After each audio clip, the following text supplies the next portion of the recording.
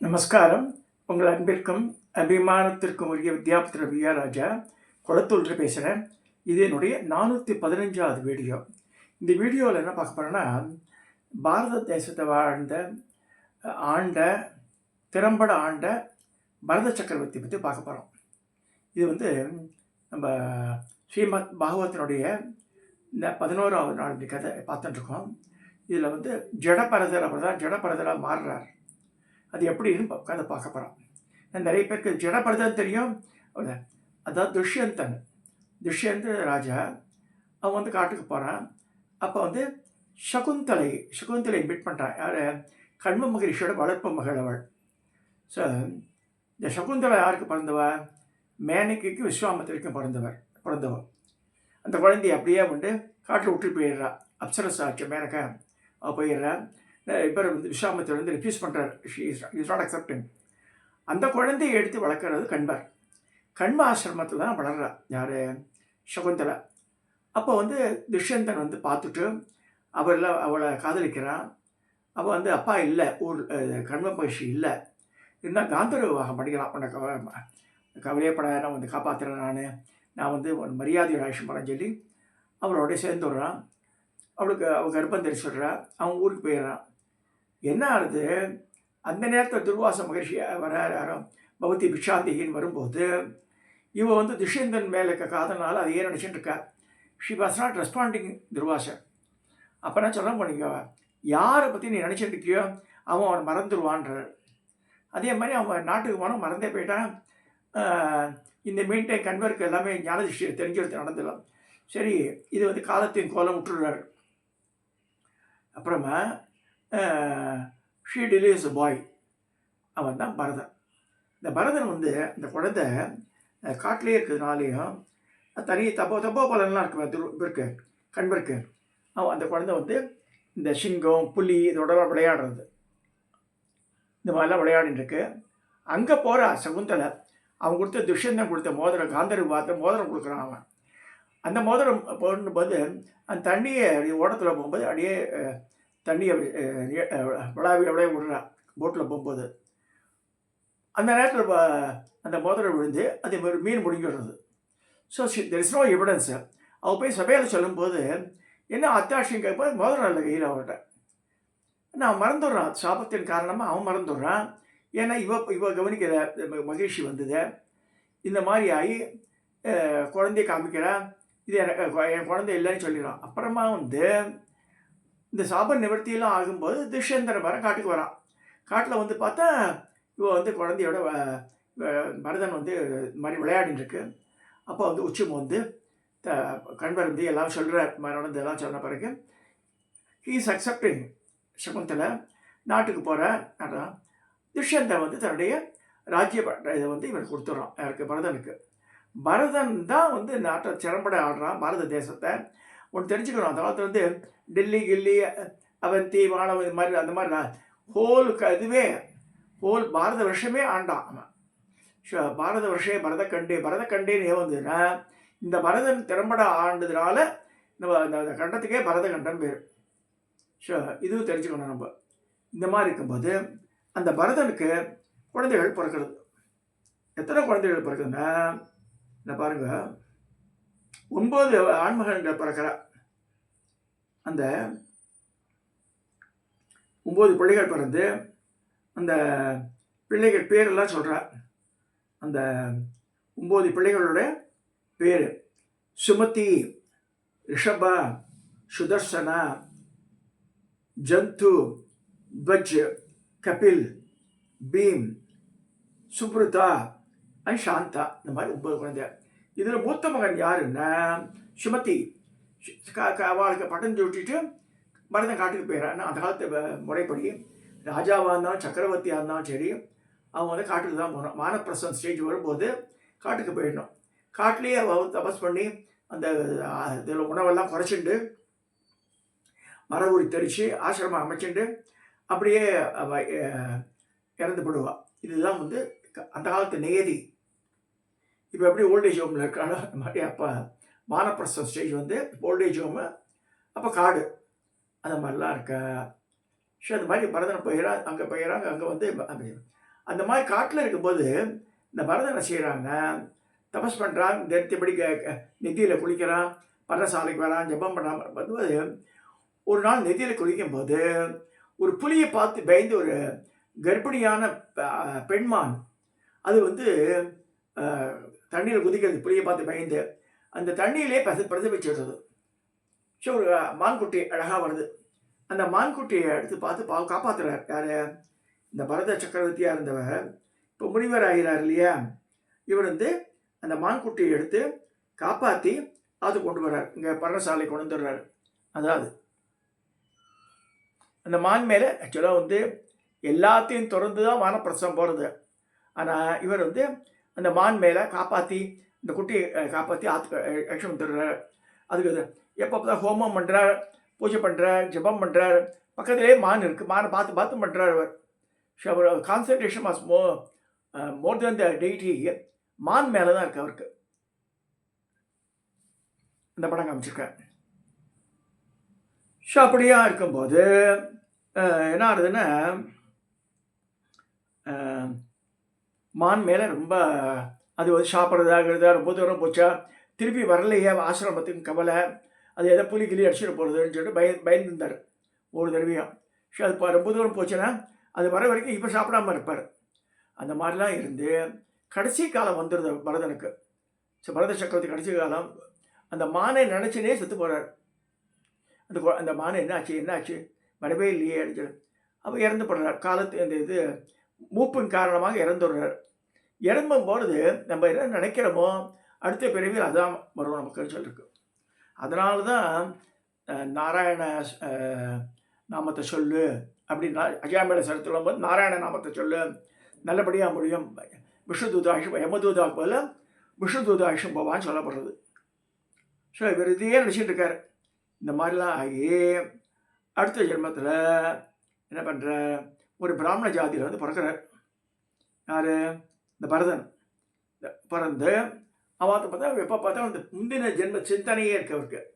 So அமைதியாக இருக்கார், ஒரு வேலையை செய்ய மாட்டேன்றார், பூனல் போட்டுக்கிறது இல்லை, சந்தியாவனம் பண்ணுறது இல்லை, அவாத்தில் எல்லாம் திட்டுறா, தடிமாட வளர்ந்துட்டு தட்ட சொல்கிற உனக்கு தென்னையிலே பார்த்துச்சுடுறா ஆற்றுல. ஏன்னா ஒரு ஆண்மகன் வந்து they have to earn for the family. இவர் பரதர் பண்ணவே இல்லை. அடுத்த ஜென்மத்தில் பிராமண இதுவாக பிறக்கிறார். அது மாதிரிலாம் இருக்கும்போது ஆற்றை விட்டு துரத்திடுறா, தட வச்சுக்க மாட்டேன்றா, பிரதர்ஸ் எல்லாம் இருக்கா, அவளாம் ஏன் பண்ணுறா, இவர் மட்டும் சும்மாவே இருக்கார். நம்ம இவர் வந்து ஆத்ம ஞானத்துக்காக எங்கே இருக்கார், அவர் அதிலேயே லயிச்சிருக்கார். அப்புறம் போய் என்ன வேலை செய்ய சொல்ல முடியும்.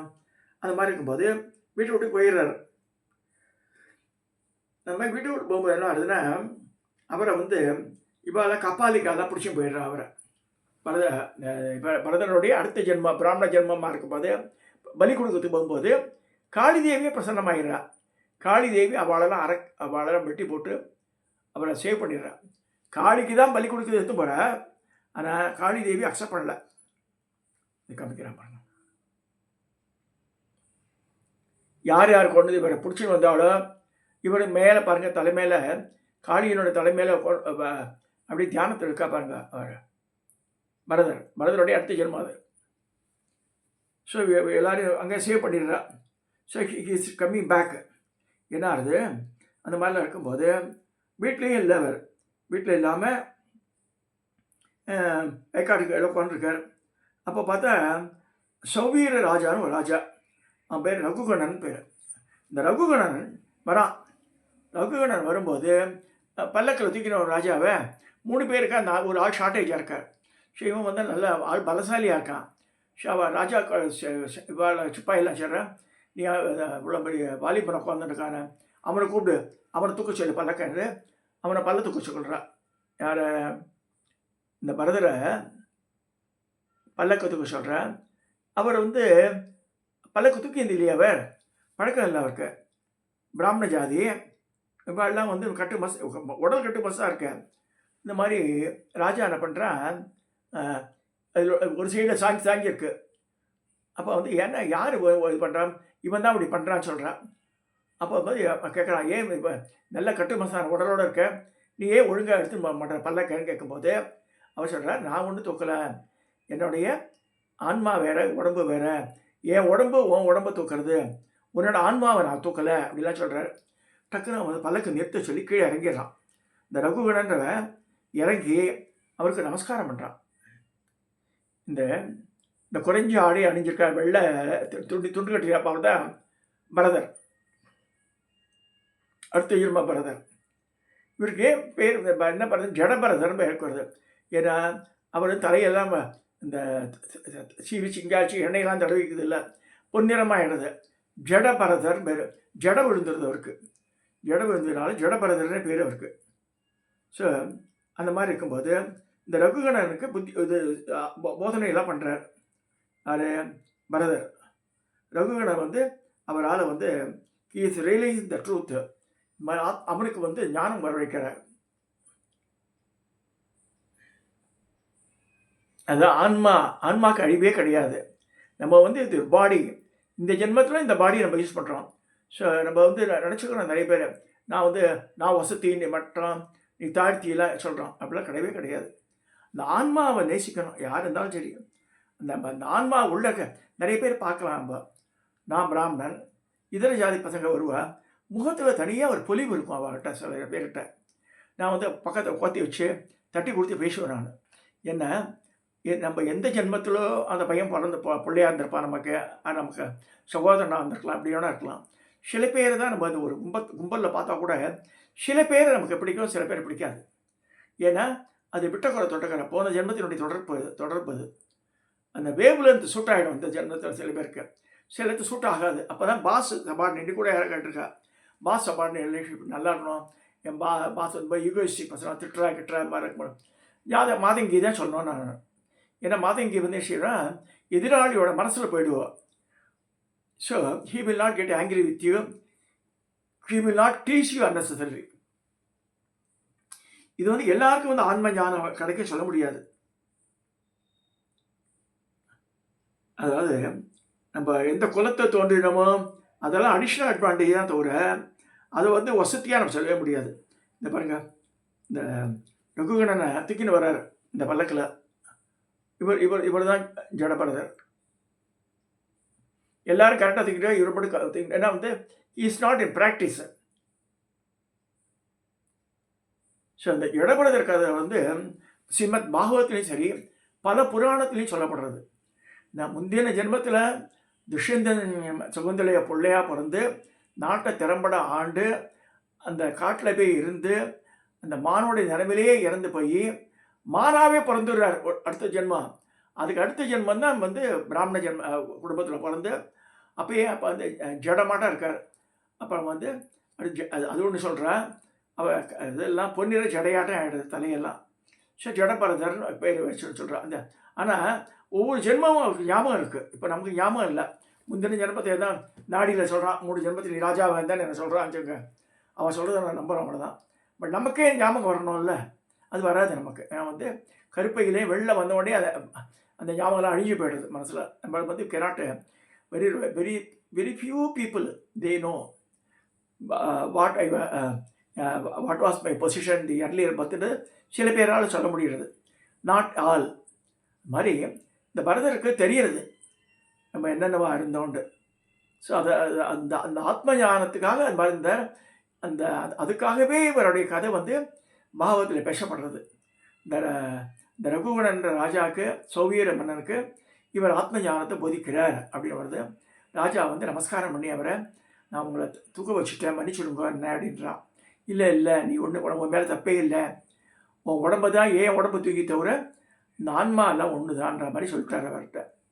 இதை வந்து கட்டாயம் இந்த ஜடபரதர் கதை எல்லாருக்கும் தெரியணும். ஏன்னா ரொம்ப பியூட்டிஃபுல் ஸ்டோரி. நான் வந்து ரொம்ப சுஷ்கமாக சொல்லிட்டேன் இன்றைக்கி. நான் 15 நிமிஷத்தில் முடிக்கணுன்றதுக்காக சொன்னாங்க. அது நல்ல அழகான அது. இது வேறு கீழாத்த பையனோட வரேன் நான் எடுக்கிறதுக்கு வேணான்னு வந்து அவன் வந்து எடுத்தால் தூரத்துலேயும் எடுப்பான். இந்த ஃபோட்டோவை காமிக்க முடியாதனால ஷார்ட்லிக்க ஷோ இதெல்லாம் இஸ்கானில் போட்ட படங்கள். இது நம்ம ஷேர் பண்ணுறதுக்கு வசதியாக இருக்குது. நானே பேசினேன், பக்கத்துலேயே இருக்குது, படத்தை காமிக்க முடியும் உங்களுக்கு. ஸோ இந்த பரதன்றவர் துஷ்யந்தன் சகுந்தலைக்கு பிறந்த குழந்தை. இவன் தான் வந்து பாரத தேசத்தை ஆண்டவன், பாரத கண்டத்தையே ஆண்டவன். அது தெரிஞ்சுக்கணும். நம்ம அவனுக்கு 9 குழந்தைகள். அந்த குழந்தையில சுமத்தின்ற ஒரு குழந்தை அவனுக்கு தான் ராஜ்ய பட்டாபிஷேகம் பண்ணுறான். அந்த குழந்தை இப்போ நாட்டம் அவ்வளோ ப்ரில்லியண்ட்டாக இல்லை, அதுவும் சொல்லிடுறேன். அது போட்டிருக்கு அப்படி தான். ஸோ அந்த அளவுக்கு திறம்பட ஆளல நாட்டை. ஸோ அதனால தான் இப்போ நம்ம வீட்டில் கூட பார்க்குறோம்மா, இந்த கோத்திரம் இதெல்லாம் சொல்லும்போது இப்போ எந்தையே நான் உதத்திய கோத்திரம் ரிக்வேதம் அபிவாத்திய அங்கீரச உதத்திய கௌதமர், ஆங்கீரசர் உதத்திய கௌதமர். இப்போ வேற ரிஷிகளே வரலையானு இருக்கா? அதாவது யார் டாப் ரேங்கிங்களோ அவளை தான் நம்ம சொல்கிறோம், எல்லாரையும் சொல்கிறது இல்லை. ஒரு பையன் கலெக்டர் இருக்கான், ஒரு பையன் டாக்டர் இருக்கான் அவன் சொல்லுவான், ஒரு பையன் பியூனாக இருக்கான்னு அவனை போய் சொல்ல மாட்டான். அவன் இதுவாக இருக்கான் தெரியுமோ, எத்தனை பசங்க? 5 பசங்கன்னுவா. 5ல் 2 3 தான் சொல்கிறா. சரி 2 என்ன ஆச்சுன்னா சொல்ல மாட்டாவா. ஏன்னா சொல்கிற மாதிரி இல்லை பசங்க.